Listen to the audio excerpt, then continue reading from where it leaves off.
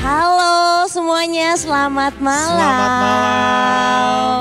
Yeah. Selamat datang di CLCC Adapt Marketplace Talks dengan tema Building Excellence, Key to Stay Motivated and Persistent.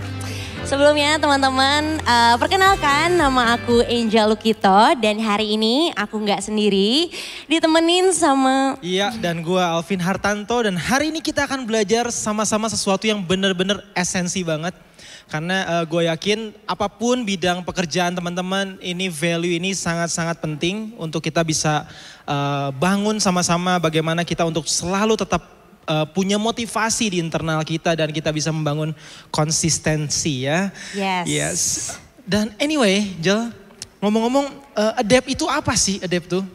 Oke, jadi teman-teman, Adapt itu adalah sebuah movement yang bertujuan untuk memperlengkapi para pelaku marketplace untuk terus bisa beradaptasi dan update dengan lifestyle, dengan insight-insight tentang marketplaces yang tentunya kita harapkan bisa berguna buat teman-teman semua. Karena sebelumnya, Alvin, kita itu sempat melakukan beberapa event yang mana topiknya cukup bervariasi. Contohnya waktu itu kita pernah membahas topik tentang family business, tentang ekspor-impor, tentang politik juga pernah. Politik pernah ya? Pernah juga, jadi emang insight-nya benar-benar sangat bervariasi gitu. Dan hari ini tentunya aku rasa poin yang akan dibahas pasti akan berguna untuk kita semua. Terutama di bidang yang berbeda-beda juga akan relate. Karena fokus ke how to keep motivated gitu. Dan be persistent. Nah itu kan kita semua mesti ya. Gitu. Iya. Kayaknya kita juga sering ngalamin ya hilang motivasi ya. Jujur sering sih aku. Apalagi kalau ngadepin masalah-masalah gitu ya dalam pekerjaan yang tak henti-hentinya. Jadi aku butuh insight sebenarnya hari ini. Alright. Iya, oke, Jel, sebelum kita mulai, gue juga pengen info nih bahwa kita mengadakan hari ini tuh Adapt-nya secara hybrid ya. Jadi ada juga teman-teman yang saat ini online di Zoom yang mungkin perlu kita sapa juga, Jel. Yes, teman-teman untuk yang di online, welcome di Adapt. Oh di situ kameranya, welcome di Adapt. Dan dengar-dengar dari panitia, hari ini yang hadir itu yang online ya, bukan cuma dari Bandung aja, tapi ada yang dari Jakarta, ada yang dari Solo, dari Medan, ada yang dari Pekanbaru, Semarang. Halo semuanya. Hai, mungkin boleh kasih reaksi. Ya, halo, dan bahkan ada yang dari mana coba? Dari London. Wow. Yep. Gitu ya, jadi welcome semuanya teman-teman yang ada di online, juga teman-teman semuanya di sini. Harapannya hari ini kita bisa dapat belajar banyak hal. Yap. Oke, dan sebelum kita memulai, saya juga memberi informasi bahwa hari ini kita akan banyak sesi Q&A, sesi tanya jawab. Maka buat teman-teman semua bisa langsung mempersiapkan pertanyaannya. Banyak, apapun boleh ditanyakan, tapi yang pastinya berkaitan dengan pekerjaan dari teman-teman semua. Dan untuk itu, untuk Q&A rules-nya teman-teman bisa ada dua cara. Dan yang pertama, yang di onsite punya privilege, yaitu teman-teman boleh langsung angkat tangan nanti di sesi Q&A dan nanti langsung ada mikrofon dari teman-teman bisa langsung bertanya. Dan untuk selain itu opsi lainnya adalah teman-teman bisa masukkan pertanyaan lewat slide.do ya dengan code-nya ADAPTDT ya. ADAPTDT. Mungkin di layar multimedia teman-teman bisa lihat. Ya, kalau ini di Slido ini bisa anonim, Jel. Bisa anonim. Jadi kalau mau curhat juga mungkin di situ tetap nggak ketahuan. Ya, jadi ada dua cara ya buat yang di onsite, dua cara buat yang di online ada satu cara yaitu melalui slide.do. Ya, dan yang onsite akan diprioritaskan jadi bisa langsung menyiapkan pertanyaannya. Oke. Lalu tim penyelenggara memiliki otoritas penuh ya untuk memimpin sesi Q&A yang nanti akan berlangsung. Oke, wow udah semakin banyak juga yang datang hari ini. Tentunya teman-teman udah gak sabar dong buat mendengarkan insight yang luar biasa pastinya dari narasumber kali ini. Sebelumnya gue mau memperkenalkan narasumber kita hari ini. Jadi gue sudah melakukan research juga nih. Stalking dikit ya. Iya dan luar biasa banget narasumber kita hari ini. Jadi beliau itu adalah seorang business leadership coach. Dan juga multinational entrepreneur dan juga investor. Dan juga seorang ayah dari 3 orang anak. Oke, dan sedikit perjalanan hidupnya. beliau itu keren banget. Karena start berbisnis dari umur berapa coba? Berapa? 12 tahun. Ya lah, gue masih main kelereng. Ngapain? Main layang-layang. Dari umur 12 tahun dan pada saat itu umur 18 tahun ya bro. Umur 18 tahun membuka sebuah bengkel. 18 tahun tuh berarti berlulus SMA bro. Lulus SMA ya? Lulus SMA bener. buat bengkel dan juga bikin sekolah Mandarin. Sekolah Mandarin, wow. Sekolah Mandarin itu hanya sedikit dari panjang perjalanannya ya. Yeah. Kemudian ke Amerika dan bikin bisnis bareng dengan pasangannya. Bikin jewelry bisnis pada saat itu dan sangat berkembang. Dan banyak banget tadi perjalanan aku sempat ngobrol juga sama beliau. Perjalanannya banyak banget bikin bisnis ini dan wow aku nggak kebayang sih itu perjalanannya seperti apa. Dan mungkin nanti teman-teman juga bisa langsung ngobrol-ngobrol langsung ya.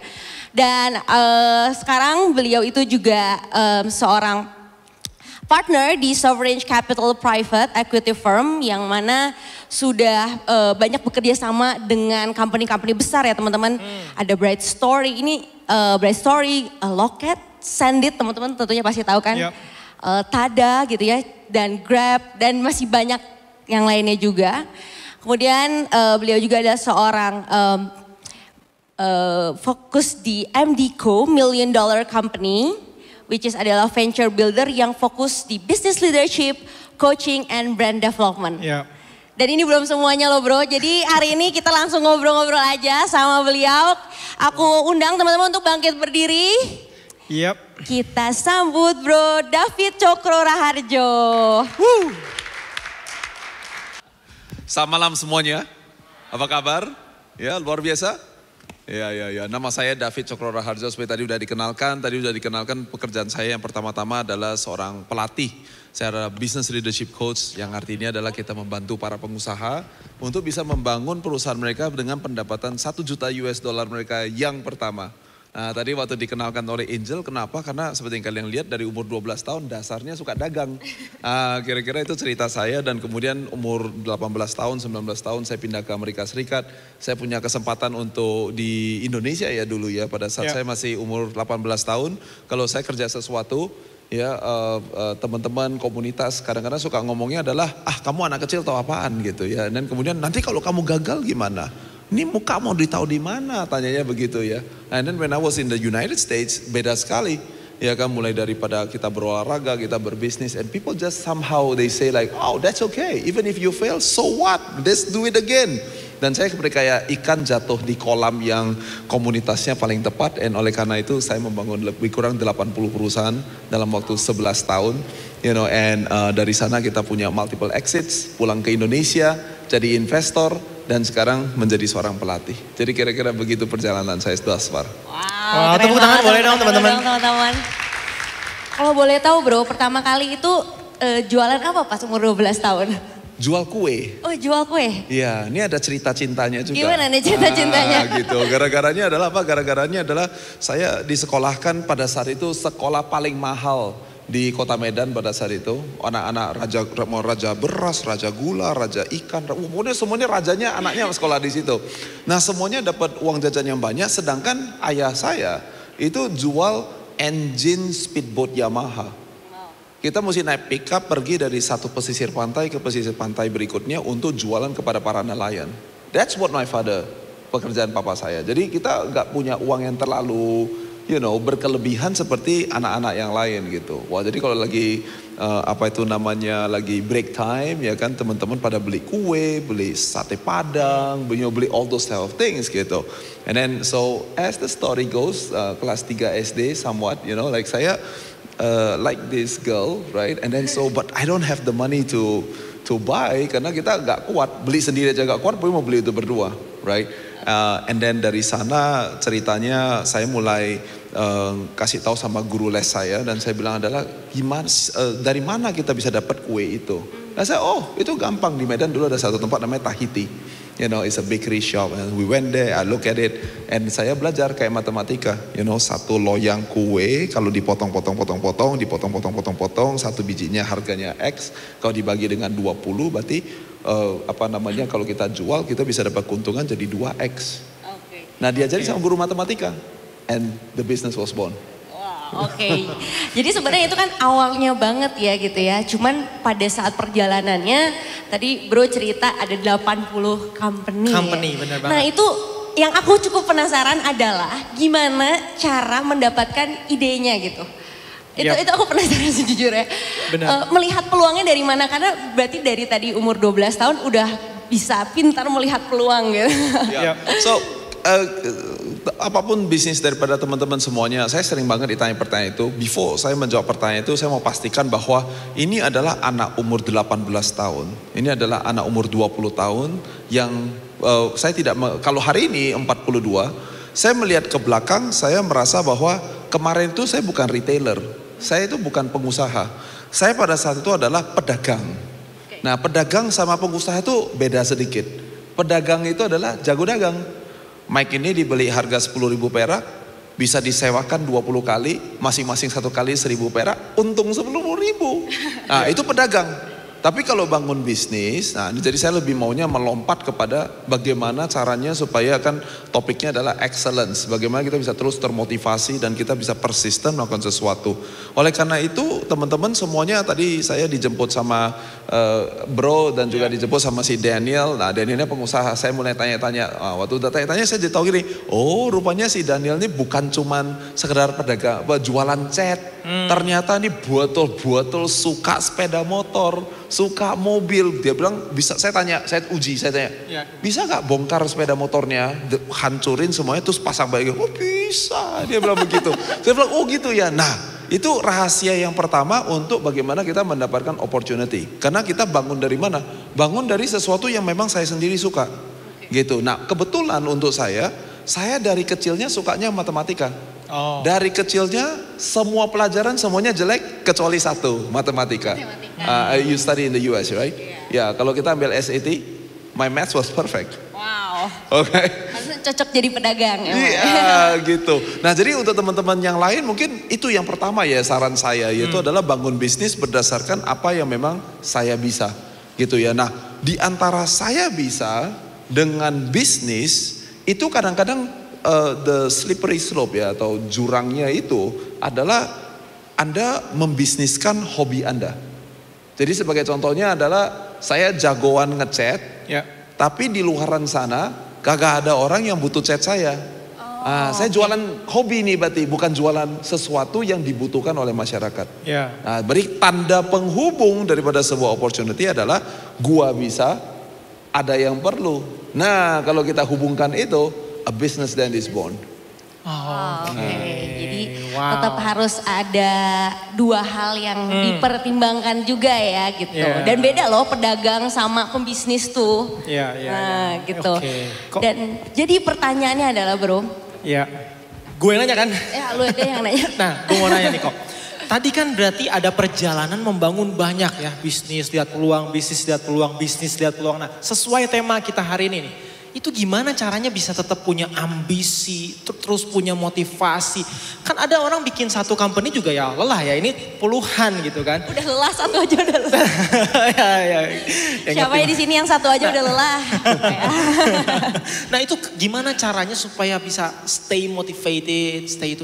Pernah nggak ngalamin juga mungkin ngerasa down dan I think I have to stop gitu, pernah nggak? Kita ada 2P yang mungkin teman-teman bisa perhatikan. Yang pertama adalah purpose. Segala sesuatu yang kita kerjakan mesti tahu tujuannya mau kemana. Saya tadi tahu bahwa Angel pernah sekolah di Seattle. Coba bayangin ya kalau semuanya dari Jakarta kita bilang naik pesawat ya berapa lama? 20 jam. Kemana? Gak tahu. Nanti ke sana mau ngapain? Embo. Nah kan semuanya gak tahu. Nah itu yang membuat kita kemudian jadi bosan. Bayangkan anak kecil. Kenapa anak kecil selalu dikasih tahu adalah naik pesawat 20 jam anaknya merengek-rengek. Karena dia tidak bisa membayangkan apa yang akan terjadi pada saat dia di sana. Beda lagi bukan kalau kita kasih tahu adalah kamu 20 jam tapi nanti kalau udah sampai di situ papa bakalan bawa kamu ke Disneyland. Nah di Disneyland itu kamu seharian bisa muter-muter gini-gini. Nah so when you have a purpose maka tiba-tiba kita punya daya juang kita menjadi jauh lebih tinggi. Ya jadi itu purpose yang pertama. Yang kedua, yaitu ada pertanyaan adalah pernah gak saya kemudian down begitu ya? Ya kalau dulu pernah, sekarang gak pernah. Nah pertanyaannya kenapa? Karena purpose by itself tidak cukup untuk membuat teman-teman kemudian bisa tahan banting. bisa membuat kita bisa terus termotivasi dan terus mau persisten. Seperti sebuah koin, ya kalian bayangkan sebuah koin. Koin itu pasti ada kepala, ada ekornya, betul ya. Nah kalau kepalanya ada harganya, soalnya tulisannya berapa, 1 juta sebagai contoh. Tapi tailnya kosong, gak ada cetakannya, bersih gitu. Terus kita pergi ke toko, kita mau perdagangkan, bisa gak? Tentu tidak ada yang mau terima uang kita. Because purpose by itself cannot make you sustainable. Ya, jadi cuma hanya, saya punya tujuan gitu. Oke, good. Ya, tapi bagian yang keduanya, P-nya adalah perspektif. Nah, saya bangun kan 70-80 perusahaan. Iya. Saya pernah exit 7 kali. Nah, 10-nya ya. Nah, jadi yang 90%-nya gimana? Nah, track record saya adalah dalam 3 jam saya tutup perusahaannya. Saya buka, 3 jam kemudian saya tutup. Perspektif. Jadi kenapa kita bisa terus termotivasi dan kita bisa terus berjuang tanpa kehilangan semangat? Karena kita punya perspektif. Nah ini perspektif ya. Kebetulan saya dikirim ke Amerika Serikat untuk sekolah. Coba ya kali-kali ya.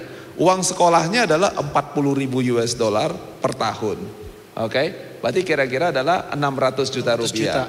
Untuk dapat S1 4 tahun. Berarti 600 juta dikalikan dengan 4 sama dengan 2,4 miliar rupiah. Nah coba ya pikir ya. 4 tahun 2,4 miliar rupiah dapat S1. Sekarang saya mau nanya. Kalau semuanya ada orang bilang gini. Sekolahnya 1 tahun aja 2,4 miliar dapat S2. Nah teman-teman mau gak? Bukan jebakan. Saya ada lihat yang ngangguk-ngangguk. Ada yang mikir-mikir, lihat-lihat. Bukan jebakan. Nah tergantung perspektif. Perspektif saya adalah wah saya mau. Karena saya kebetulan gak suka sekolah.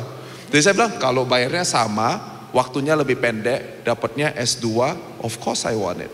Oke? Nah sekarang itu cara saya, kalkulator saya waktu saya umur 20-an sampai hari ini, bagaimana saya melihat sebuah opportunity. Di dalam opportunity itu yang 3 hari, saya cuma habis 5.000 US dollar, tapi dalam 3 jam saya tahu bisnis ini saya jalankan 3 tahun sekalipun, tidak akan pernah bisa mencapai 1 juta apalagi 10 juta US dollar. Karena skalanya ya udah cuma sekecil itu aja. Maka dalam 3 jam saya tutup, saya donasikan kepada Salvation Army, and then I say goodbye. Tapi saya sudah mendapatkan S3 untuk bagaimana caranya dagang dasi. Nah kemudian, by the way, 3 tahun kemudian, saya buka satu lagi perusahaan dasi lagi. Jualan dasi lagi. Karena pada saat itu, dengan ilmu yang saya punya, ketemu dengan partner yang tepat, I can open a new one. Oh, that business make me a lot of money. Jadi perspektif. Karena minggu lalu, ada seorang pengusaha yang sudah punya ratusan toko, dia tanya sama saya, Fit, saya punya toko ini ya, anak saya ini ya, boleh dijual gak sih? Dia tanya saya begitu. Saya bilang dia, bro, saya punya 3 orang anak. You say, Rachel is not for sale, Daniel is not for sale, Joseph is not for sale. A company is not your daughter, is not your son. Jadi it's a business is a part of my life. Bisnis itu cuma satu bagian daripada kehidupan saya. Nah mungkin kita di Indonesia dan mungkin ada banyak entrepreneur yang merasa bahwa jati dirinya nempel sama perusahaannya. Jadi kita udah tahu bahwa this business cannot go anymore. Udah that's it, ini udah sampai di sini. Tapi kita begini nih, seperti yang tadi saya bilang, mukanya mau ditaruh di mana? Kita bilang ini anak gua tahu. Nah gara-gara itu kita menjalankan. Tetapi kita everyday kita bangun kayak apa ya, kayak something is dragging our feet, dan kita merasa hidup tuh susah. Padahal kenapa? Karena kita udah tidak lagi enjoy, tidak bisa lagi mengembangkannya, potensinya sudah tercapai, tapi kita malu dan kita tidak mau untuk menyelesaikan. Nah itu akhirnya you create domino effect of problems in your life, dan akhirnya setiap kali bangun kita merasa masih capek lagi. Gitu. Hari ini saya sudah di Bandung dari jam 2. Dari jam 2, sekarang jam 7 lewat ya. Wah berarti udah 5 jam saya dari tadi ngajar terus. Sekarang ngajar lagi 1,5 jam. Gak You see, it's my passion. You cannot pay me enough not to teach. Gitu, jadi itu caranya supaya kita bisa terus berkembang terus. Oke, 2P ya. Purpose and perspective.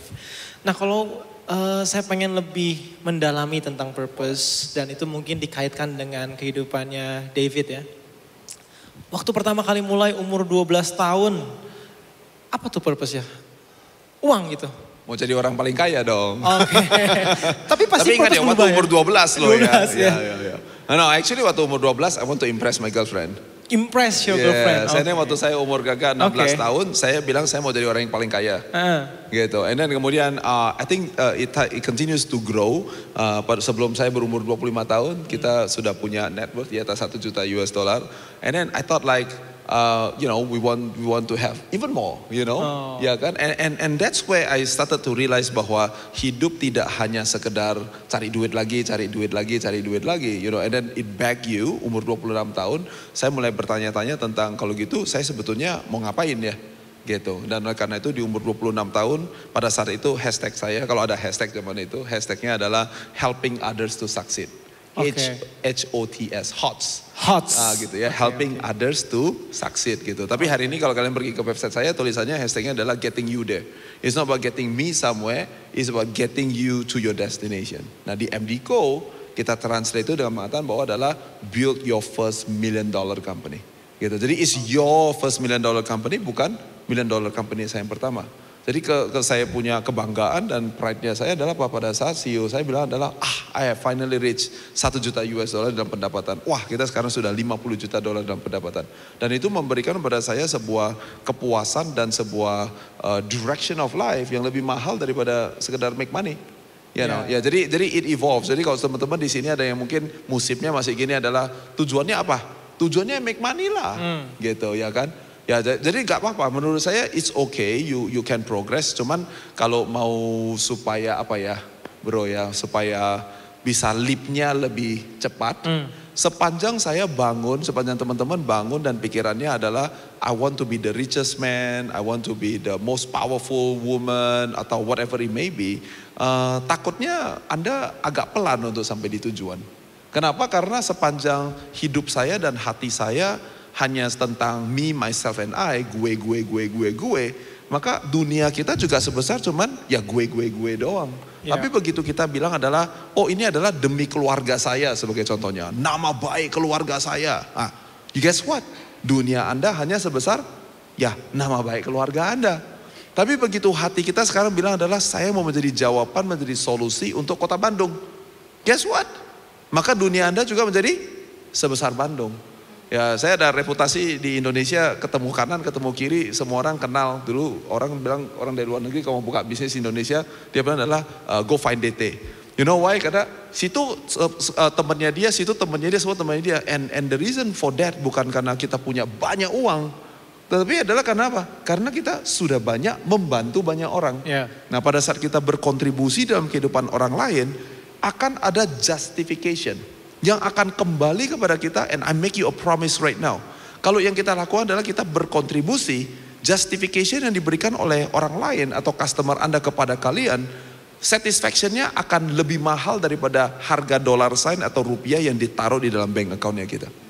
Wow. Pada tahun 2010 pada saat saya pertama kali datang ke Indonesia, saya sudah pernah mampir ke Bandung. Saya travel dari Aceh all the way sampai ke Lombok. Di mana ada orang mau menerima saya, di situ saya duduk di sini saya bicara. Oke, kebetulan pada saat itu saya umur 30 tahun, saya sudah punya multiple exits, jadi memang nggak perlu dibayar sama siapa-siapa. Jadi pokoknya ada yang mau ngundang saya datang, ditanya, Pak David harganya berapa? Gratis Pak. Kan nggak mungkin ya, teman-teman pikir sebentar ya. Pernah nggak kalian ditawar harganya gratis? Harganya berapa untuk bicara? Gratis. Terus dia bilang gini, mahal kali gratis. Nggak ada toh. Karena itu saya bilang adalah berkontribusi terlebih dahulu. Saya berbicara di perbankan, di rumah sakit, di pendidikan, di bisnis, training. Waduh, saya lakukan semuanya itu. Harganya berapa? Gratis. Nol. Tiket pesawat bayar sendiri. Hotel bayar sendiri. Tapi tentu ada beberapa organisasi setelah dengar saya bicara, wah Pak, we are so belajar sesuatu, kita dikasihin love gift pada zaman itu. Ya kan? But kalau sekarang 12 tahun kemudian, if you hire me professionally, you're gonna be maybe be a little bit in a shock. Karena harganya pakai US dollar, harganya udah gak pakai, boro-boro gratis, harganya bayarnya pakai US dollar. So you see kalau kita fokusnya adalah berkontribusi dalam kehidupan orang lain, dalam kehidupan customer kalian, they will always come back again. Karena hati kita menentukan dunia kita. Ya, jadi pada saat itu dunia yang menjadi besar, tiba-tiba semua orang mau untuk memberikan justification. Apalagi kalau sudah mencapai titik tertentu, kemudian orang-orang kemudian berebutan sama kita untuk bilang adalah, ayo udah ikut saya aja deh, saya bayarnya sekian ya, sekian. Suddenly karena demand-nya meningkat secara otomatis, maka kita punya valuasi atau value-nya juga ikut meningkat ke atas. So waktu muda cuma mau jadi orang kaya. Tapi mudah-mudahan jangan mau belajar dari yang David umur 12 tahun. Mudah-mudahan teman-teman mau belajar dari yang versi yang lebih dewasa. Iya. Gitu.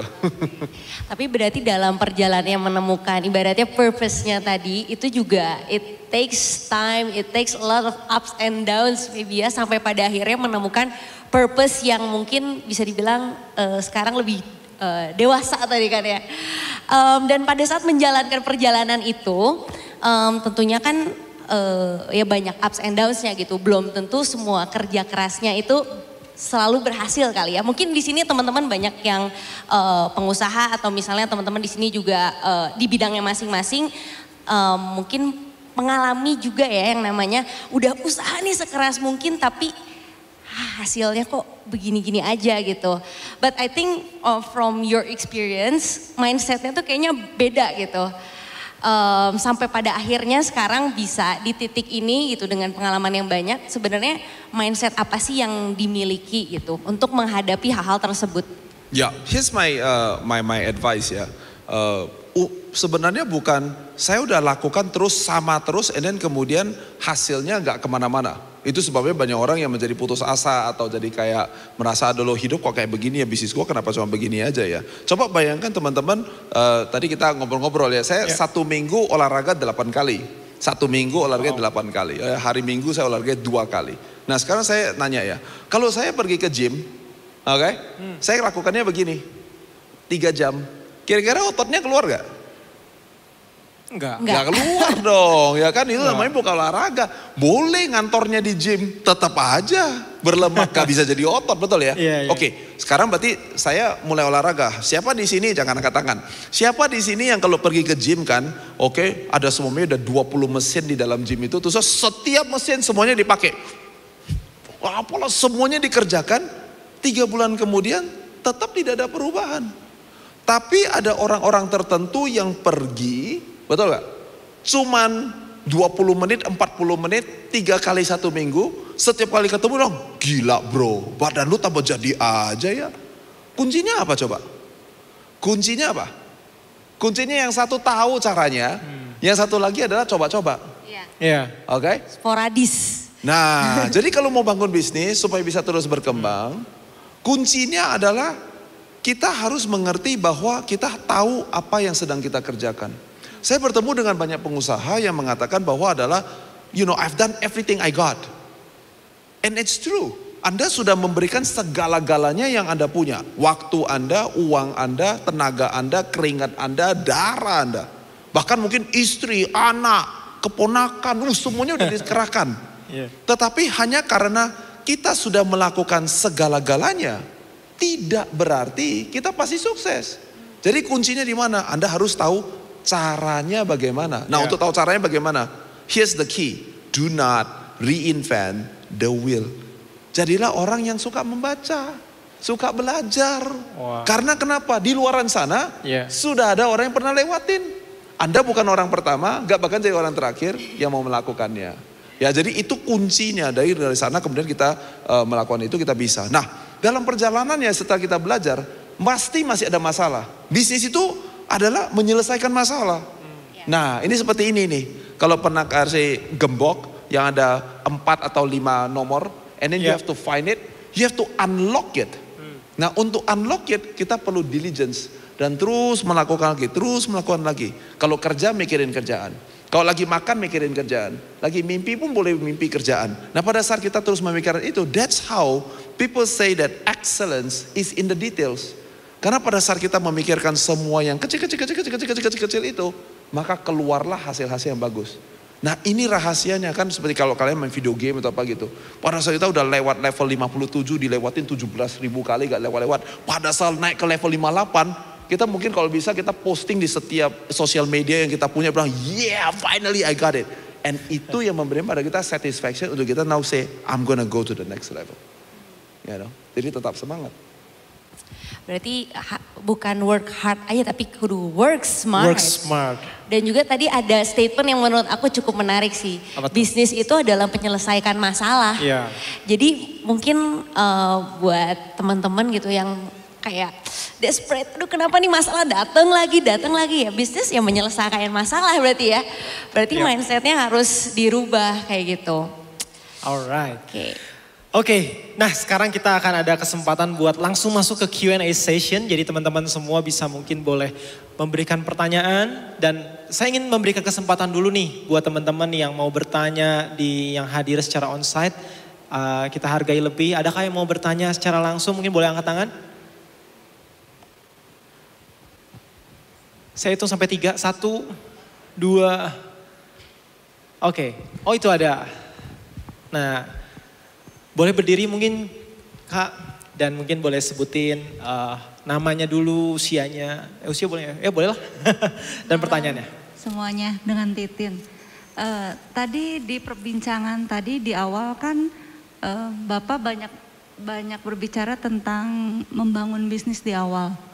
Tadi memang ada disinggung bahwa dalam membangun bisnis harus mempunyai partner yang tepat. Nah, how do you know you have the right partner? In the early beginning you try to build your business. Itu aja sih. Bagaimana memilih partner yang tepat ya? Yes. Oke. Terima kasih untuk pertanyaannya. Siapa yang di sini sudah punya partner? Boleh tolong angkat tangan?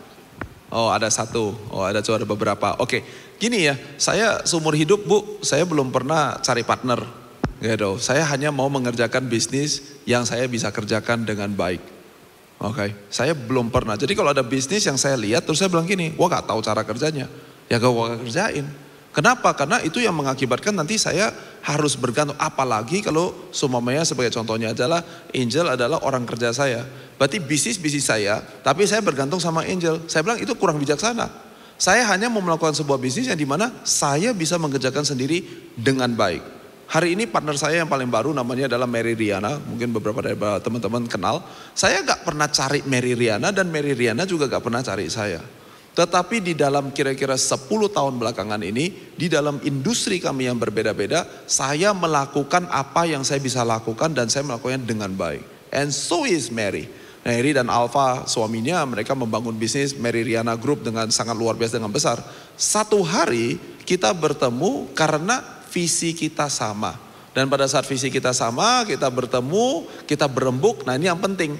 1 ditambah 1 tidak sama dengan 2. Tetapi 1 tambah 1 sama dengan 10.000. Dan itu artinya adalah mengapa kita mau berpartner. Karena kita menjadi partner, karena kita tahu bahwa apa yang saya sudah bisa ditambah dengan apa yang Mary sudah bisa, apa yang Alpha sudah bisa. Kalau kita gabungkan kekuatan kita mendapatkan sesuatu yang jauh lebih besar ketimbang kalau dia kerjain sendiri dan saya kerjakan sendiri. And that's the reason why we want to do business together. Tapi saya belum pernah cari partner. Gitu ya, jadi kita kerjakan aja. Kalau ini mungkin mudah-mudahan bahasa orang Bandung siapa tahu kena gitu, ngerti ya. You know that group of people that call the Avengers. Avengers, ya kan. Itu kira-kira gimana sih? Ya kan, mau gak sih Captain America partnerannya itu di tim Avengersnya semuanya yang nobodies gitu. Tentu kagak mau, itu namanya bukan Avengers. Avengers adalah perkumpulan daripada orang-orang yang hebat di bidang-bidangnya sendiri. Hulk smash. Ya kan kemudian ada si Spider-Man, si Iron Man, masing-masing memiliki kelebihan kehebatan mereka sendiri-sendiri. On their own movie, they struggle, but when they come together, they solve intergalaxy problems. Itu artinya kenapa partnership penting gitu. Jadi tergantung dengan musim daripada ibu dan atau teman-teman yang lain, saya sangat menyarankan jangan fokusnya adalah cari partner. Fokus dengan memperbaiki diri kita sendiri. Perhatikan ini ya. Mata dipakai untuk solve problems di luaran di situ. Oke, cari kebutuhan apa nih yang saya bisa selesaikan. Tangan dipakai untuk membenahi diri sendiri. Eventually you will cross paths with your future partners. Gitu. Daripada kita cari-cari partner. Nah, apalagi kalau ketemu partner, partnership by the way bisa begini nih. Kita 3 orang nih ya. Gak harus 33%, 33%, 33%. Bisa cuma 2%, 90%, 8%. Tetapi tidak berarti bahwa kita tidak equal. Partnership has to be equal. Kalau saya gak tahu apakah ibu sudah menikah atau tidak. Suami dan istri harus equal. Tetapi di dalam equality ada posisi yang berbeda-beda. Dan itu mengakibatkan sebuah sinergi yang luar biasa. Kalau di dalam sebuah partnership, sama seperti dalam sebuah pernikahan, kalau dia tidak equal, itu adalah recipe of disaster. Kalau untung bertengkar, kalau rugi apalagi? Ngerti gak maksud saya? Kalau kita tidak equal, nih bayangin ya, 3 orang kita partneran ya. Wah, you bisa ini ya. Oh, you bisa ini ya. Saya bisa dia. Yuk kita gabung ya. Yuk. Tapi kita tidak equal. Oke? Kita tidak equal.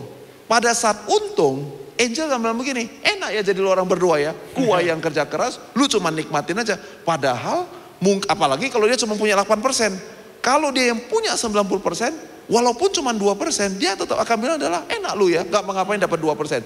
Nah, untung bertengkar. Apalagi kalau rugi. Yeah. Coba kalau lu kemarin begini. Nah, jadi berarti kita resepnya resep gaduhan itu. Tiap hari cuma kerjanya bertengkar. Di dalam ruangan kita tiap hari cuma beradu pendapat untuk urusan-urusan yang kagak ada gunanya sama sekali. Ya, jadi kalau perjalanan saya dan advice saya adalah tidak perlu mencari partner, tapi jadilah jagoan di bidang kita sendiri. Ya, so don't do business yang sekali lagi yang tadi saya sudah hinting, jangan do business yang you are not actually good at. Do something that you are awesome. Oke, boleh kasih tepuk tangan mungkin buat jawaban dari David. Iya, kita akan langsung masuk ke pertanyaan berikutnya kali Angel ya. Karena mungkin ada cukup banyak pertanyaan juga. Tapi saya mau nanya satu lagi nih, dari onsite ada yang mau nanya lagi nggak? Oh ada lagi, oke. Ini satu dulu dari onsite, baru yang online ya. Karena saya dapat queue online juga cukup banyak. Ko David, thank you tadi untuk penjelasannya. Tapi aku pengen nanya, nama aku Ruby. Tadi kan Koko sempat bilang kayak bisnisnya ada yang ditutup dalam 3 jam. Nah itu kayak pas lihat bisnis, kayak faktor apa aja sih yang kayak determine untuk stop atau go? Terus kayak key-nya apa untuk melihat sebuah value dalam bisnis? Udah, itu aja, thank you Ko. Sorry, saya kurang nangkep. Mungkin boleh lebih dekat ngomongnya dan lebih keras karena nggak nangkep pertanyaannya. Oh, oke. Tadi kan Ko David sempat bilang kayak ada tutup bisnis dalam 3 jam. Nah itu kayak faktor apa aja sih yang bisa bantu kita untuk determine kayak bisnis itu kayak worth it untuk dilakukan atau tidak.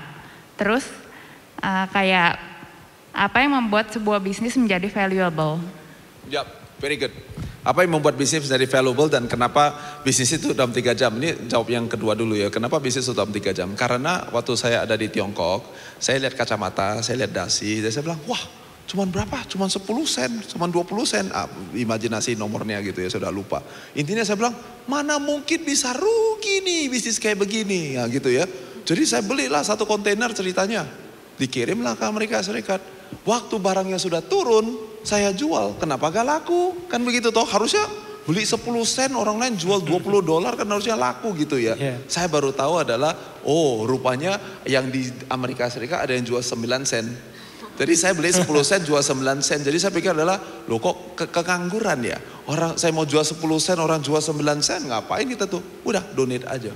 Ya jadi that was the quick question kenapa kita lakukan itu. Nah sekarang bagaimana kita tahu valuasi daripada sebuah bisnis. Nah saya selalu kasih tahu bahwa adalah ruangan ini bisa disewa sebagai contohnya. Harganya berapa? Sebagai contohnya adalah harga pasaran 1 juta rupiah 1 jam. Nah tapi kan semuanya itu tergantung. Kalau untuk mentor-mentor saya sebagai contohnya Bapak Ibu yang kenal semuanya John C. Maxwell.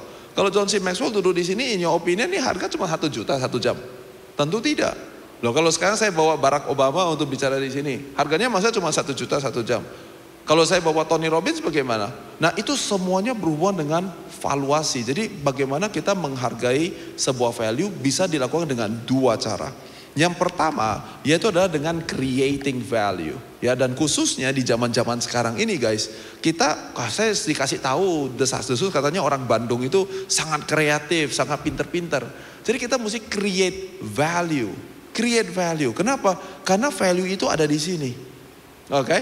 Dan kemudian ada satu lagi adalah bangun berdasarkan harga. Nah, ini harga di sini. Nah, ini ya coba bayangin ya. Kalau ini adalah value dan ini adalah harga, ya. Teman-teman bilang mahal atau murah? Ini value-nya. Ini harganya. Mahal atau murah? Murah. Murah. Murah. Ya, kalau ini value-nya, ini harganya, kita bilang apa? Murah banget. Wah, muara soro gak kira-kira begitu ya. Nah sekarang saya balik ya. Kalau ini harganya, ini value-nya. Kita bilang apa? Nggak worth it. Gak worth it, kita bilang mahal. Oke, jadi dua-duanya mesti jalankan. Karena tergantung dengan apa yang sedang ibu kerjakan dan teman-teman kerjakan. Khususnya kalau ada pembuatan mic ini, pasti ada HPP, pasti ada COGS, pasti ada biaya yang kita tidak bisa hindari. Oke? Nah oleh karena itu ya tentu kita mesti beli dengan harga yang semurah-murahnya. Kira-kira begitu ya. Tetapi daripada kita cari harga yang semurah-murahnya, kita bisa meningkatkan value-nya. Betul ya? Jeruk 1 biji harganya 1.000.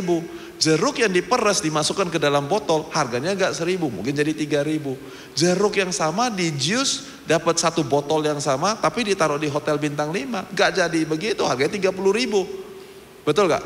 Ya kan? Botolnya ditandatangani sama artis. Wah harganya bisa 300.000. Botolnya ditandatangani oleh artis dan kemudian bisa duduk sama artisnya makan minum orange juice itu 3 juta mungkin harganya. Nah itu value. So you can create value. Oke, nah saya translate untuk mudah-mudahan untuk sebagian dari teman-teman bisa dapat. Value apa yang saya bisa tambahkan? Tadi kita bilang ya, yang pertama paling murah. Betul ya? Oke, yang kedua adalah paling cepat. You see ada orang lebih mahal tapi paling cepat. Begitu kita order 3 menit kemudian sudah sampai. Orang lain 3 bulan kemudian. Jadi orang bayar lebih mahal padahal orang bayar lebih mahal karena kenapa? Karena bisa lebih cepat. Ada lagi namanya one stop shop atau yang paling lengkap. Nah itu bisa menjadi value yang kita sediakan. Betul ya? Kita gak cuma jual mic, tapi kita jual covernya di sini, kita jual speakernya, kita jual apanya. Orang ke sana one stop shop. Bisa apa lagi? Nah seperti tadi saya bilang contohnya adalah berarti paling hot gitu ya. Wah kenapa? Ada pakai KOL, ada pakai selebriti, ada pakai apa. Jadi ada prestige yang kita masukkan sebagai value yang kita berikan pada dia. Ada apa lagi? Yang paling convenient gitu ya. Coba kayak tadi kalau teman-teman mau datang ke sini, Anda mesti naik pesawat dulu 20 jam, and then kemudian naik kereta api 15 jam, and then kemudian antri dulu beli tiket, antrinya 30 menit, udah beli antri tiket, kemudian mesti dapetin voucher lagi, vouchernya antri 50 jam baru ke sini. You got my point? Itu sangat luar biasa, tidak convenient. It doesn't matter siapa yang adalah pembicaranya. Nah convenience menjadi salah satu ya. Jadi beberapa hal ini bisa menjadi sebuah value yang kita bisa tambahkan di dalam bisnis kita masing-masing. Bahkan kalau bisnis kita menjual barang-barang yang sifatnya komoditi. Tetap bisa, apalagi kalau bisnis teman-teman adalah bisnis yang lebih high tech. Bisnis-bisnis yang sangat di dalam jasa. Wah kita bisa add up a lot of value. Gitu ya, dan dengan cara demikian maka kita bisa berkompetisi dengan baik dan secara otomatis profitnya tambah tinggi dong.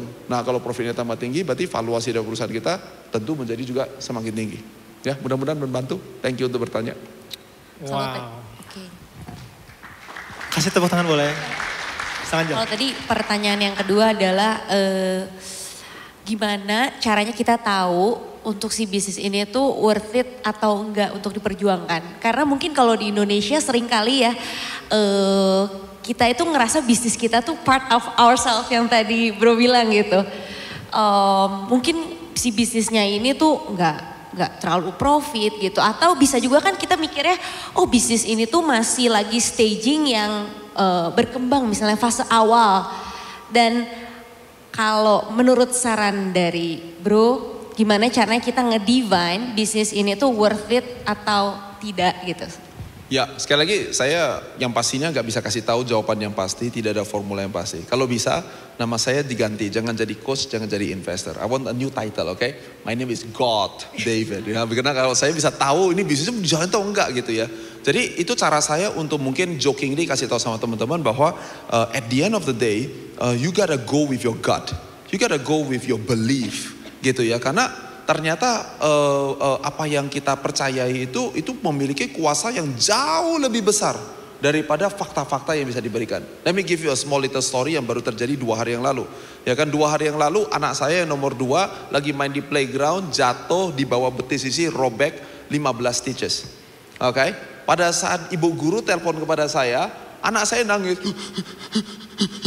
Kayak begitu ya. Terus guru-guru ini sebenarnya itu suster semua ngomong, aduh. Oke? Saya bilang sama ibu guru, saya bilang, can you please switch the video call-nya mengarah kepada anak saya. Oke, and I say, Daniel. Dia lihat ke handphone dan dia lihat saya. Dia bilang, yes papa. Terus saya bilang begini. Saya begitu. And then anak saya langsung begini. Saya bilang, okay papa. And with that 1 second, he stopped crying. There is a belief system yang saya ajarkan kepada anak laki-laki saya. We are boys. Kalau kita jatuh, berobek, berdarah, itu normal. Laki-laki memang mesti begitu. Kita ajarin, you are not just a boy, you are my little man. Kalau saya seperti sekarang, saya lagi di Bandung, tadi pagi termasuk, saya tanya anak saya, Daniel, papa is going to Bandung. Okay papa, so who's the man? I'm the little man. Okay, belief system. Belief system. Pada saat pertama kali saya bertemu dengan Mas Nadim, saya dengan dengan sedikit regret gitu. Waktu saya lihat bisnisnya, saya bilang adalah, bro, Uber gua ngerti bisnisnya. Lu mau bikin kayak Uber, gua ngerti. Saya bilang sama dia begitu. Saya bilang, tapi bro, kalau Uber itu bro, begitu kita panggil bro, harganya itu bro, langsung $3, $7, $8 bro. Kalau Gojek bro, di zaman itu ya pada saat waktu mula, saya bilang itu 10 sen, 8 sen. Saya bilang itu mau pakai berapa puluh juta punya user bro, baru kita bisa untung. And then you know what Nadim say? He said like, yeah exactly, I think we're gonna do tens and millions of. Saya pikir gua gendeng ini orang. Jadi saya gak jadi investor. And of course I invest in Grab because I miss the train, right? Belief system is very important. Jadi kita kalian mesti, saya gak bisa kasih tahu, 1 tambah 1 pasti jalan. 2 tambah 3 jangan dijalanin. You have to believe, kita harus percaya. Jadi mungkin kalau saya bisa tambahkan beberapa nasihat, karena banyak orang yang tanya saya pertanyaan ini pertanyaannya, oke? Apakah Anda mau berhenti hanya gara-gara lagi stres? Saya kasih tahu ya, nanti ganti bisnis, ganti kerjaan, gak ada kerjaan, tetap stres. Yeah. Jadi kalau you want to quit because it's stressful, wrong answer. Level 2, setelah stres, frustasi. Frustasi itu adalah seperti tadi saya bilang, mungkin karena kita gak tahu. Karena gak tahu, saya bicaranya kayak begini. Saya bilang adalah, Angel ini kenapa nih kok mic-nya gak hidup? Yeah. Mic-nya kenapa gak hidup? Bro, mic-nya gak hidup bro. Orang bilang gini, bro, kalau diputar begini bro, keluar suaranya. Jadi frustasi. Nah frustasi tandanya adalah saya belum cukup belajar. Somebody out there, di luaran situ, pasti sudah ada orang yang pernah melakukan bisnis kalian. I make a guarantee 100%. Saya belum pernah ditantang dengan pertanyaan ini, yang kalau kalian nanti kasih tahu bisnis saya begini kak, udah pasti gak bisa. Saya bilang adalah, gua kasih tahu lu 5 contoh yang lain. Nah saya 1 tahun baca antara 20 sampai 70 buku. Makanya kalau kalian nanya saya jawab, saya pasti tahu. Nah kalau kalian baca buku terakhir 15 tahun yang lalu, nah makanya gak tahu. Kerjain bisnis kayak begini. Jadi kita bilang tak bisa sudah coba semuanya. Frustasi. Dan kalau frustasi tidak dikerjakan, masih gak mau belajar, maka nanti dari frustasi berkembang ke berikutnya. Yaitu adalah a sense of hopelessness. Nah kalau sudah hopeless ini nih yang udah parah ini. Ya, jadi tadi ngomongin apa aja pada prinsipnya adalah, waduh capek deh, gue udah pernah coba. Orang belum lagi dikasih tau udah deh lu gak usah ngomong sama gue deh. Gue udah coba 15 tahun udah gak bisa adalah gak bisa. Nah itu orang tanda-tanda orang yang hopeless. Udah kehilangan sebuah pengharapan. Ya jadi kalau semuanya kayak begitu, level berikutnya kayak gini nih. Yaitu adalah mau bunuh diri gitu ya. Atau sebelum bunuh diri kayak gini yang tadi saya bilang. Setiap kali kita bangun, kalian gak punya excitement untuk melakukan apa yang sedang kalian kerjakan. Saya datang ke Bandung, saya gak perlu dibayar. I'm excited to be here.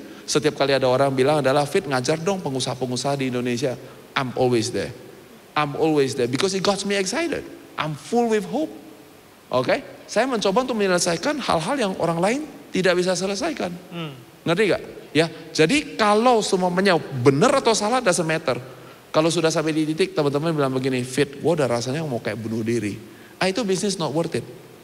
There is no business in this world that is worth your life. Ya udah berhenti aja. Tapi ekstrim satunya lagi apa?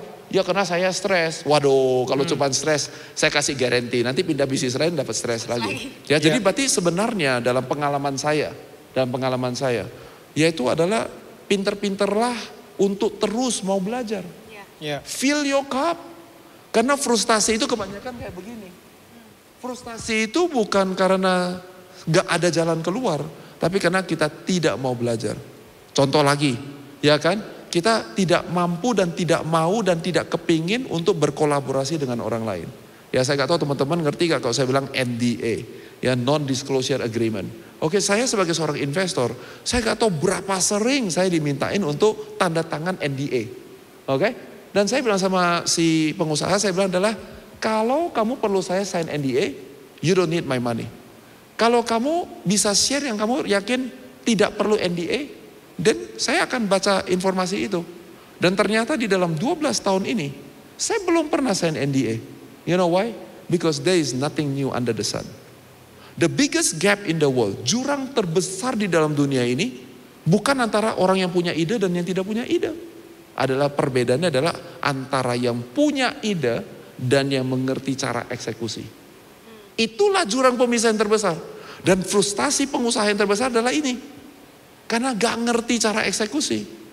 Melihat orang lain, baca salah, lihat Gojek, cuma jawabannya kayak begini. Itu mah program bakar duit, gak mungkin lah itu, gak mungkin. Nah, you gak mau kerja itu karena you gak ngerti permainan itu. Itu kayak orang sepak bola, ketemu sama orang pemain bola basket. Orang sepak bola pakai kaki, orang bola basket bilang gini, foul. You gak boleh tendang bola, itu namanya kick. Orang bola basket tembak bola, orang sepak bola begini, wait, tak boleh, hand. Tak boleh foul, mesti tendang. Nah, kalau kayak begitu caranya, Anda menjadi frustasi bangun bisnis. Jadi kita mesti tahu apa? You punya pengetahuannya. When you have the power, you have the knowledge, you have the power. Jadi ini bahkan bukan sesuatu yang baru ya, mudah-mudahan untuk teman-teman semuanya. Ini sesuatu yang cuma reminder buat kita bahwa di luar sana sudah pasti ada yang pernah mengerjakan. Kalau kita belajar, frustasinya hilang. Alright? Oke, very nice. Kasih tepuk tangan lagi. Very inspiring. Very inspiring. Oke, kita akan lanjut ke pertanyaan yang dari online karena cukup banyak ya. Mungkin dari tim multimedia boleh bantu untuk tampilin slide-nya di layar. Apakah bisa keluar? Iya. Wah, maaf tuh ada yang panggil Pak. Saya baca ini, halo Pak David, saya selalu merasa takut menjadi entrepreneur karena saya merasa modal saya belum cukup dan belum terampil jualan. Nah, bagaimana tuh cara menyiapkan mental saya? Oke, setiap daripada kalian memiliki 3 aset.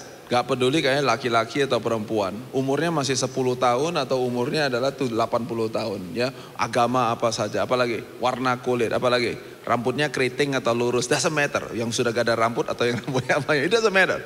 3 aset. Yang pertama adalah waktu. Time is not money, time is an investment.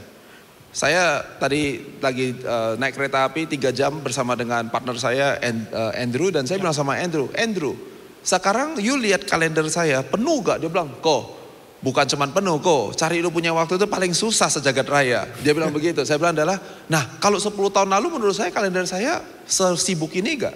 Dia bilang adalah, mungkin tidak. Saya bilang wrong answer. 10 tahun yang lalu kalender saya sudah sesibuk ini. Oke, saya tanya, kalau 20 tahun yang lalu kalender saya sudah sesibuk ini, dia bilang, oh ya udah pasti belum lah kok. Dia bilang, wrong answer. 20 tahun yang lalu kalender saya sudah sesibuk ini. Perbedaannya apa? Perbedaannya adalah bahwa time is an investment, time is not money. If you think time is money, kita berpikir bahwa satu hari saya punya 24 jam, saya mesti cepat-cepat buang air yang di dalam ini. Karena kalau 24 jam sudah lewat, maka airnya udah basi. So time is money. No, time is an investment. Jadi setiap hari kita bangun, 24 jam botolnya kosong. Pertanyaannya mau diisi apa? Mau isi air? Mau isi air paret? Mau isi liquid gold? Mau isi apa? If you invested, maka apa yang hari ini kalian investasikan, satu hari nanti akan menjadi sebuah harta yang kita bisa pakai untuk bangun sesuatu. Oke? Jadi 20 tahun yang lalu pada saat saya belum punya bisnis sebesar hari ini, 20 tahun lalu saya mengisi schedule saya dengan baca buku, baca buku, baca buku, baca buku, baca buku. Ikut seminar, ikut seminar, ikut seminar, ikut seminar, ikut seminar. Sekarang hari Sabtu ini aja saya mau ikut seminar, gak bisa ikut semuanya. Kenapa? Karena kerjaannya seabrek-abrek banyak. 20 tahun yang lalu belum punya istri, belum punya anak. Sekarang punya istri, punya 3 anak. Yang besar sudah remaja 15 tahun. Jadi maupun gak bisa. So, kalau teman-teman sekarang bilang adalah saya gak ngerti, saya takut untuk bangun bisnis. Tahu gak kenapa David gak takut bangun bisnis? Karena investasi yang saya kerjakan di dalam kehidupan saya. Oke? Jadi kalau masih takut, jangan usah langsung mulai. Keep your day job. Oke? Tapi sering-seringlah baca buku. Belajar. Gak ada waktu. Oke, alright. Daripada saya bilang adalah kalau penting pasti ada waktu, saya kasih tahu kayak begini. Berapa di sini teman-teman yang punya sosial media? Oke, nah berapa banyak yang pergi periksa sosial media? Karena saya temennya orang Facebook, saya bisa kasih tahu. Orang Indonesia menghabiskan, by the time you are 50 years old, by the time Anda berumur 50 tahun, Anda akan menghabiskan kira-kira 7 tahun daripada kehidupan Anda, coba cek Instagram saja. True study. Oke, jadi kalau kalian bilang, I don't have time, sorry ya, you have time. Oke, enggak, saya gak ada sosial media. Oke, nonton film gak? Nonton film? Kalau nonton film di Indonesia atau main game di Indonesia, itu kira-kira adalah 9 tahun. By the time you're 50 years old, you will spend 9 years of your life main video game atau pergi nonton. Jadi ada waktu gak? Pasti ada. Ya, jadi saya kadang-kadang pulangnya sudah jam 11:30 malam, saya masih spend time pacaran sama istri saya. Tapi waktu jam 1 pagi, jam 12:30 malam, saya masih memaksa diri saya untuk baca buku. 15 menit pun boleh.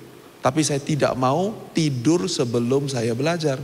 Nah, kalau kalian punya sebuah window glimpse terlihat kehidupan saya, maka kalian ngerti kenapa hari ini saya bisa menjawab tanpa pakai PowerPoint. Jawabnya cacicos, saya terus lihat waktunya tinggal 23 menit, 43 detik. Cepetan sedikit Fit kalau jawab. Kenapa? Because penuh. Gak kosong, oke? Itu baru aset pertama guys. Aset kedua kalian, yaitu adalah orang-orang di sekitar kita. Oke? Ada peribahasa yang bilang begini, show me your friends, I will show you your future. Maka banyak orang berlomba-lomba katanya begini, gue mesti punya networking, gue mesti punya, gue sudah selfie sama siapa. Saya belum pernah selfie sama siapa-siapa. Tapi saya kasih tahu, waktu saya pegang mic gini, berbicara, liquid goldnya keluar, orang semua seperti magnet, seorang semua mau jadi temannya David. Orang semua follow David. Saya masih belum pernah ngapa-ngapain di Instagram saya. All I did is just pouring what we have. What you have, itu akan finally, kata kuncinya, finally akan direcognize, seperti tadi pertanyaan yang saya jawab untuk ibu, yaitu adalah para partner berdatangan sendiri. Kenapa? Karena dia bilang, ini orang baru umur berapa? Gila men. Dia punya pandangan kenapa bisa begitu? Kenapa perspektif? Nah itu yang membuat orang mau jadi temannya kita. So your second most important asset, yaitu adalah orang-orang di sekitar kita. Ada orang yang dilahirkan langsung keluarga orang kaya, and yet dia tidak punya aset ini. Cuman punyanya sebagai teman, tapi gak ada yang mau jadi partnernya dia. That if your time is an investment, I guarantee you over time, your asset yang namanya people will grow by itself. Oke? Saya tunjukkan hasilnya kalau udah 22 tahun ya. Hari ini anak-anak yang lulusan S2, lulusan dari Amerika Serikat, dari Australia, dari Singapura, kerja di perusahaan saya, itu sudah normal. Mereka kerja 6 bulan gratis. S2 loh, dari luar negeri. Apalagi kalau cuman S1 dan yang lain-lainnya. Jadi di kantor saya sangat terkenal, begitu banyak anak-anak muda umur 20-an semua kerja buat saya, semuanya gratis. You know why? Because we are people magnet. Why is it people magnet? Because they have never met a 42 years old like me. Jadi kuncinya di sini. Jadi setiap kali minum aqua ya guys, ya setiap kali minum air, ingat dong, saya mesti isi dengan hari ini dengan investasi saya yang bagus. Oke?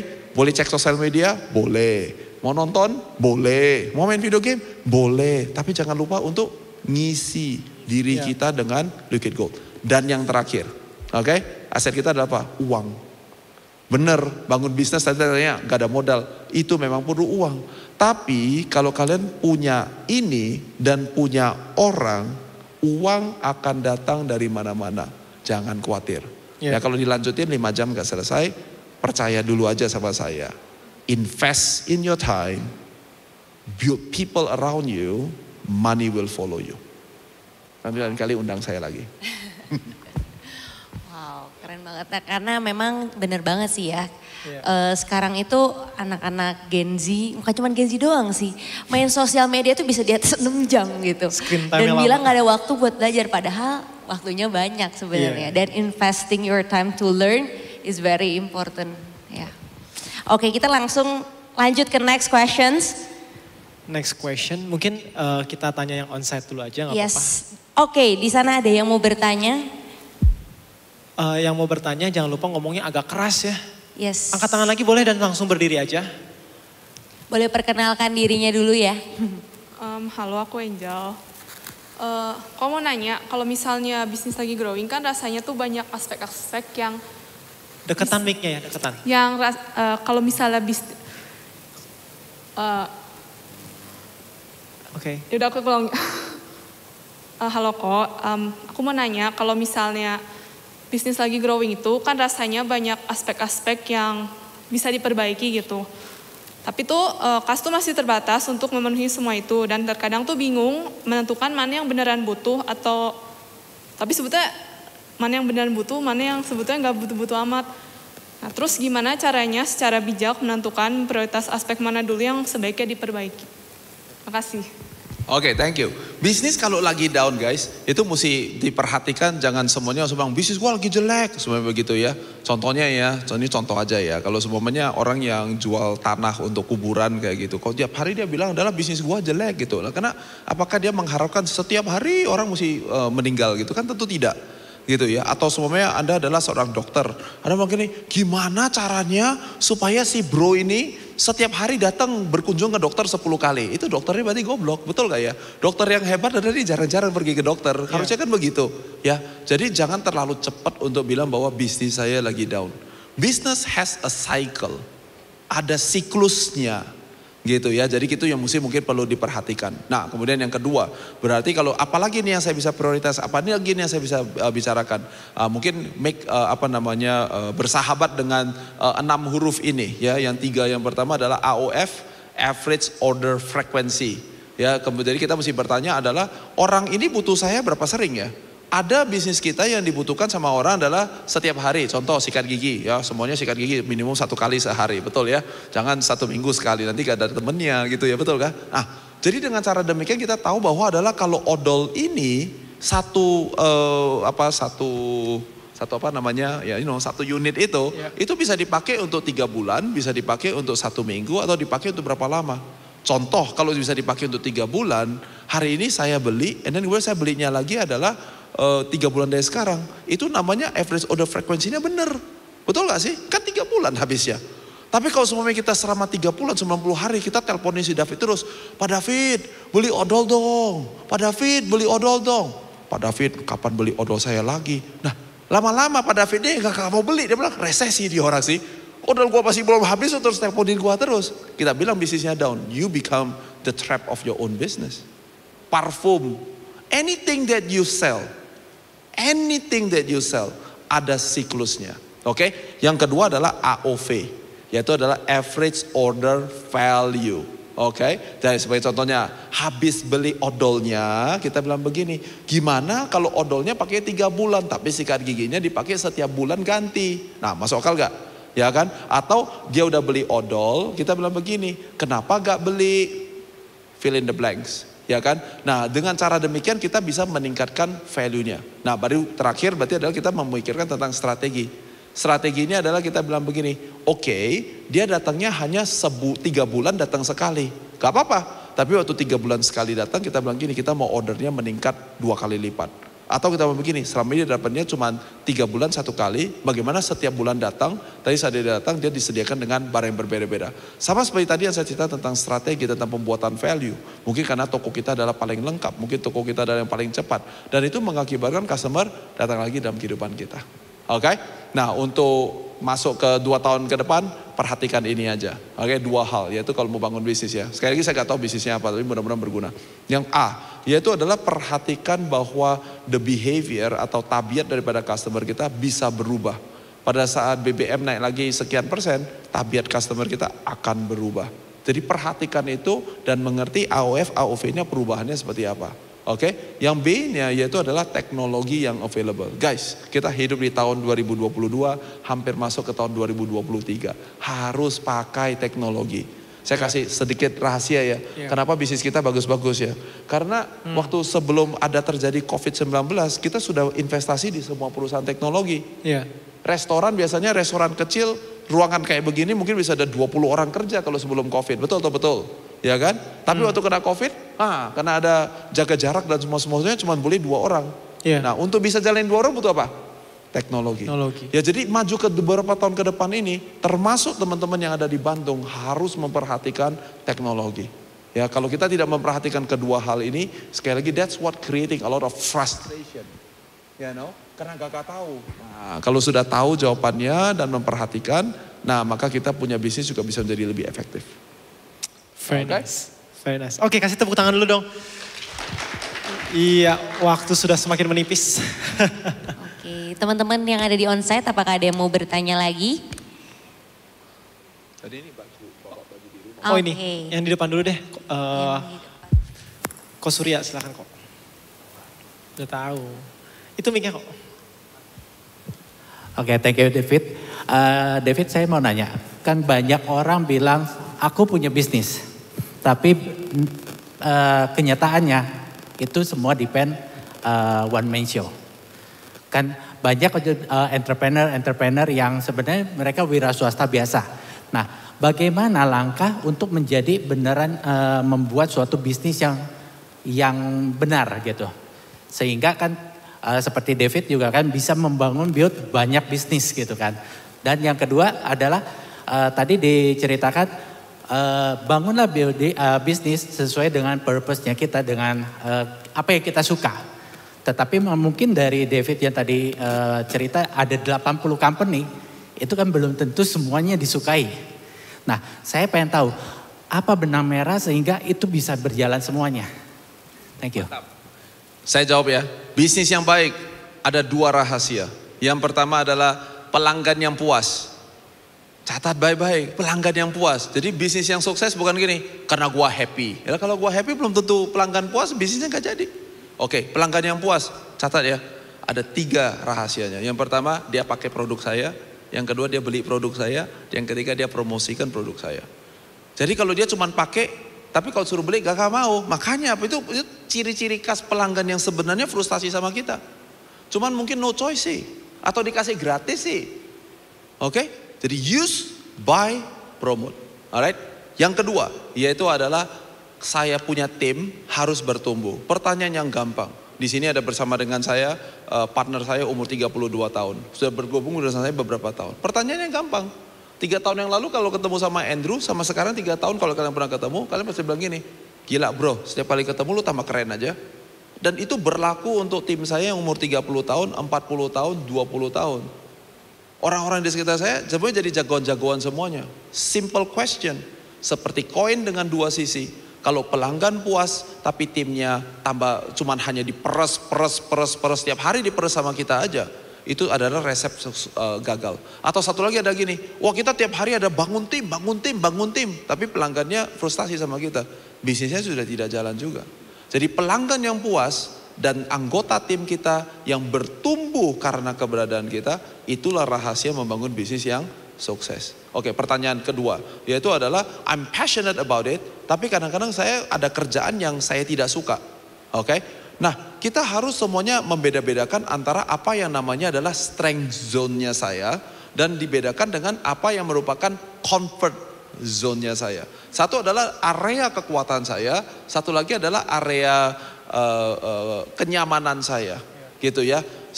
Sebagai manusia kita pasti semuanya kepengen yang nyaman. Naik pesawat kita mau naiknya yang first class dong, gitu ya. Naik mobil kita maunya yang paling lapang dong. Masuk ke dalam sebuah ruangan kita maunya semuanya yang pasti yang paling nyaman.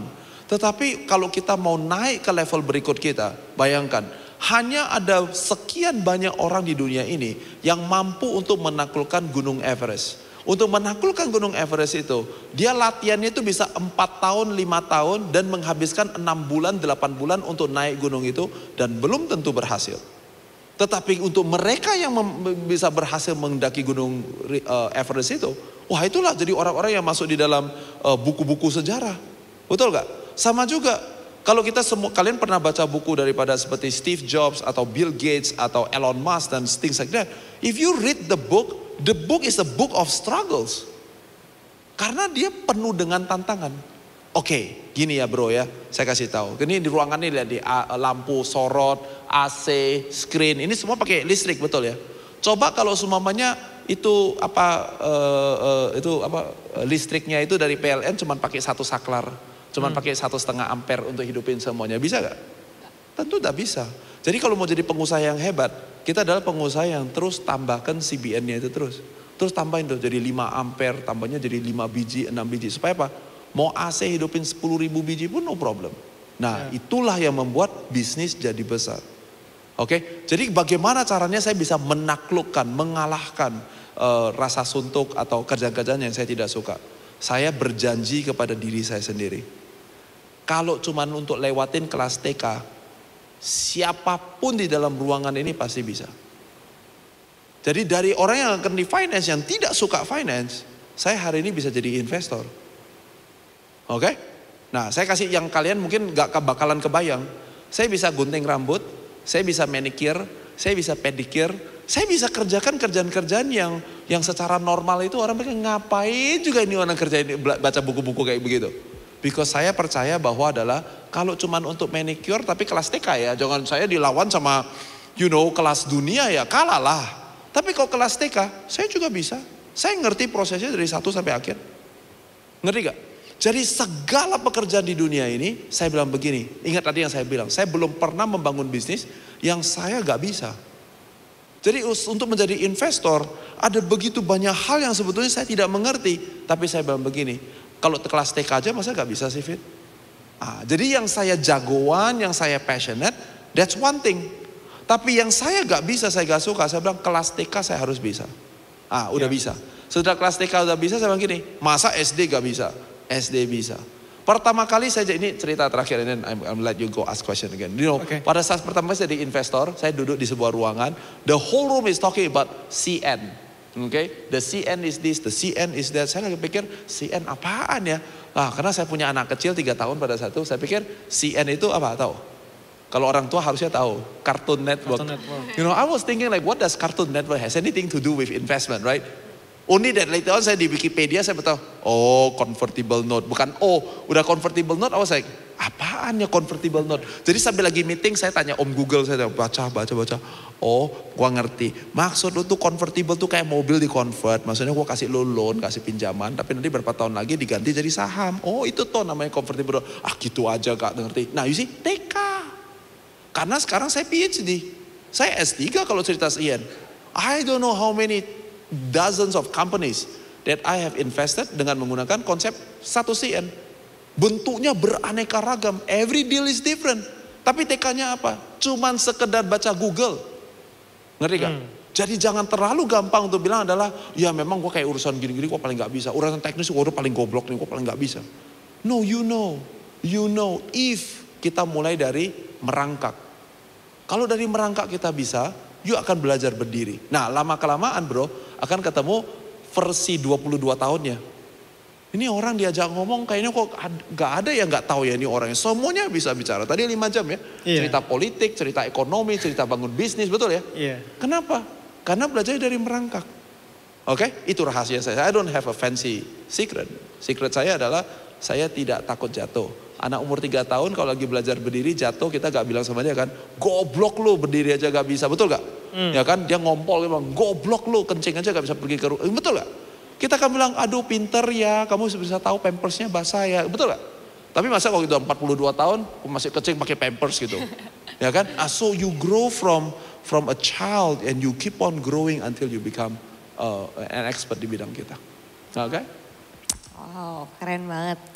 Oke, this is the last questions buat teman-teman yang ingin bertanya. Mungkin bisa angkat tangannya. Kalau misalnya, sebelah situ. Oh ada? Oke, dari kiri Dari left akhirnya. side. Berdiri aja dan mic-nya deketan sama mulutnya. Oke, mau nanya ke Ko David. Tadi sempat di-mention sama Ko David bahwa dalam menjalin bisnis itu kita harus tahu caranya gimana cara mengeksekusikan bisnisnya gitu ya. Pertanyaan pertama, apakah kita perlu seorang mentor dalam menjalani bisnis? Kedua, bagaimana cara memilih mentor yang tepat? Dan yang terakhir, bagaimana kita tahu kapan waktu yang tepat untuk mempunyai seorang mentor? Thank you. Pertanyaan kedua, bagaimana cara kita memilih mentor yang tepat? Oke. Alright, seperti tadi saya bilang ya bro ya, yang pertama adalah ini namanya waktu adalah investasi gitu ya. Jadi kalau semuanya perlu gak kita punya mentor? Pasti kalau ada dapat mentor yang tepat pasti teman-teman akan menjadi sangat baik. Tapi guys, seriously saya I mean like when I was a kid 12 years old, who do you think is my mentor? I guess my my guru matematika gitu ya kan. Tapi mungkin jangan terlalu fokus sekali lagi dengan cari partner, cari mentor. Yang kita fokusin apa? Yaitu adalah belajar. Contohnya adalah saya gak bisa jualan. Pergi ke toko Gramedia, saya jamin 100% pasti ada buku bagaimana caranya jualan. Pergi ke YouTube, tulis gimana cara jualan, pasti ada. Nah teman-teman kalau yang bisa fasih berbahasa Inggris khususnya, saya adalah subscribe kepada Harvard Business Review, you know all those things. Oke ya. Nah nanti akan ada orang yang mau mentorin kita. Nah pada saat orang mau mentorin kita, Anda perlu tahu relevansinya apa. Bukan hanya sekedar karena dia centang biru, dia ada 500.000 follower, atau ada 50 juta follower for that matter. Gak perlu harus ada yang kayak begitu. Hanya adalah yang relevan bersama-sama dengan kita. Oke, nah ini tips saya yang terakhir. Tips saya yang terakhir itu adalah jangan membandingkan sesuatu yang tidak layak untuk dibandingkan. Gitu ya. Saya punya mentor yang umurnya udah 94 tahun, 86 tahun, dan tentu ada juga yang masih 50 tahun. Nah, pada saat saya bertemu dengan orang yang lebih dewasa daripada saya nanya, dia umur berapa? Saya umur berapa? Saya tanya, waktu dia 42 tahun, dia bisa apa? Sekarang saya 42 tahun, saya bisa apa? Saya gak cuma membandingkan 42 tahun dengan yang 50 tahun atau 90 tahun. You gotta compare apple to apple. Oke, maka pertanyaan kita pada saat kita mau dimentorin, kita tanya, Pak, waktu Bapak tadi umur 42 tahun, what did you do? Nah, dalam konteks tertentu itu saya tanya gini, pada saat Anda masih bangun bisnisnya di stage cuman omset 2 miliar, what did you do? Nah, disitulah akan keluar intisari dan jawaban-jawaban yang tepat. Ya, jadi hanya untuk dalam ruangan ini, jangan dibawa keluar dari ruangan ini. You know, there is such a thing as a stupid question.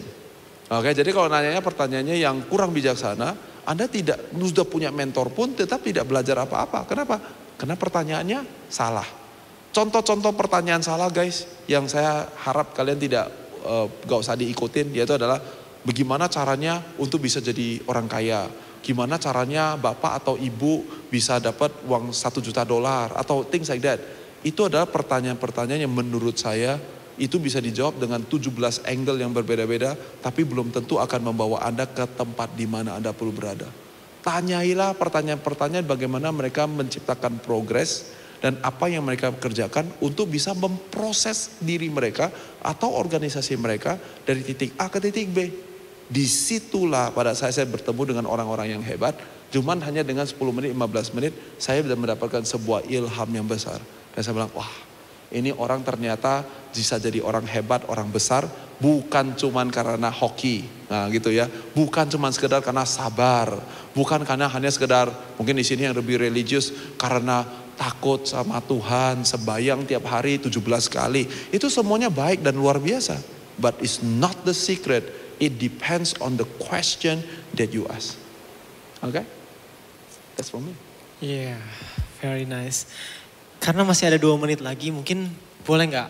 Kan dari tadi kita bicara panjang, mungkin boleh sedikit kasih summary. Boleh. Hari ini kira-kira poin penting apa yang dari tadi mungkin Bro David sampaikan juga, mungkin boleh kasih conclusion dan summary-nya sebelum akhirnya nanti kita closing. Silakan. Boleh. Hari ini topik besar kita adalah excellence. Oke, dan saya mau kalian summarizekan dalam 3 hal yang mungkin penting. Yang pertama adalah being a professional. Kalau Anda excellent, Anda akan mendapatkan bahwa Anda adalah orang yang profesional.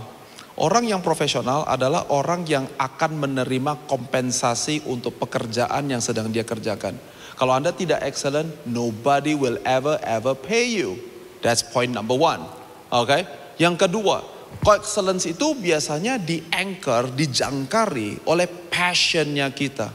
Sesuatu yang dimana kita bisa katakan ini. Yang pertama, kalau uang bukan menjadi masalah, karena kalian semua punya kebutuhan, punya tanggung jawab. Tapi kalau uang dikeluarkan daripada kalkulasi, saya tetap masih mau melakukan hal ini. Itu namanya passion. So I did not do it for the money, although I need money. Oke? B, yaitu adalah waktu berjalan dengan cepat. 90 menit buat saya betul-betul, saya rasa waduh saya udah jauh-jauh ke Bandung, kita ngomongnya sampai jam 12:30 malam aja sekaligus. Why? Because time flies when I do this. Itu passion. Oke? Yang ketiga, yaitu adalah pada saat seseorang memberitahu kita good job, itu membakar semangat kita, itu passion. Yang keempat, pada saat orang bilang sama kita bahwa adalah lu jelek lu, gak bagus lu bicaranya lu. Gue bilang gini, oh ya? Kalau saya boleh tanya, 3 hal apa yang saya bisa improve? Kalau saya boleh tanya, 5 hal apa yang Anda tidak sukai? Dia tidak mundur, dia malah maju and dia improve. Itu namanya passion.